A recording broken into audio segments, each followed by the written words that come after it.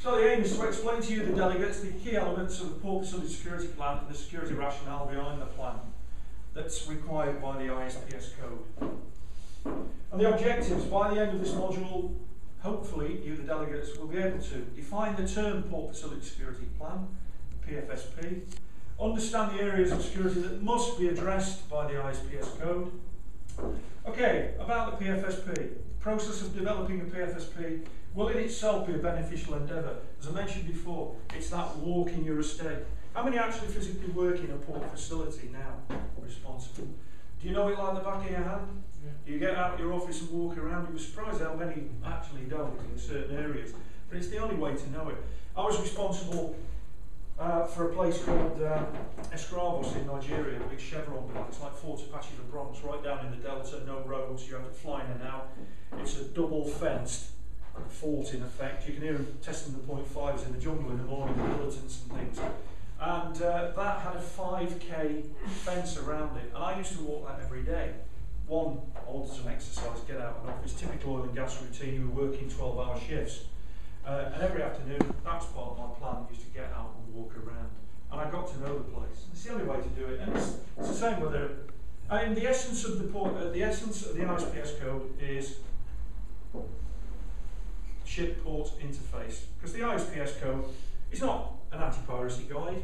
It's written on the basis of anti-terrorism. So it's all about when the ship is alongside in a port, and it's that ship-port interface.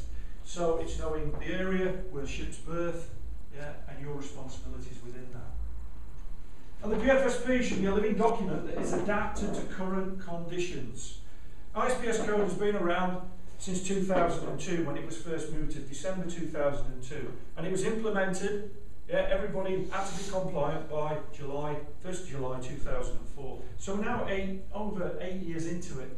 Some of these assessments and plans, guaranteed, if I went back to Nigeria, where we did all the original ones, some of them won't have changed.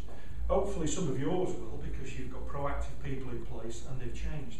But you'll find plans that haven't changed, assessments that haven't changed in 8 years, and yet the facility has changed out of all recognition. Stakeholders should view the plan as a valuable tool. One of the problems is sometimes you'll get people put into positions, present company accepted, who might not want to be there. It's a triple-hatted job, quadruple-hatted job. They've got very little time to devote to it. They don't get any extra money for doing it. And that can be quite a difficult one. Pressures of work, reduced manpower and everything. But it should be viewed as a valuable tool. Port facilities must use the Transec PFSP template. This can be found on the Transec website. Obviously, UK-based course, so we mentioned Transec. If you go back to Spain and you've got facilities in Barcelona or somewhere, yeah? In Spain, we don't have nothing at all. No? No. So how are you compliant then? Huh? How are you compliant? But I don't know, because it's very different. Sometimes the Guardia Civil, there is a private security police as well, yeah. But many of the time is private security. Yeah. Okay. Well, the point made there is that in the UK you have got to use the Transec template. As Nick showed you the basics of the template. It's only about 20 to 21 pages long, but if you see a normal port facility security plan, you're looking anywhere in the region of 60, 70 pages, because certain things need to be filled out.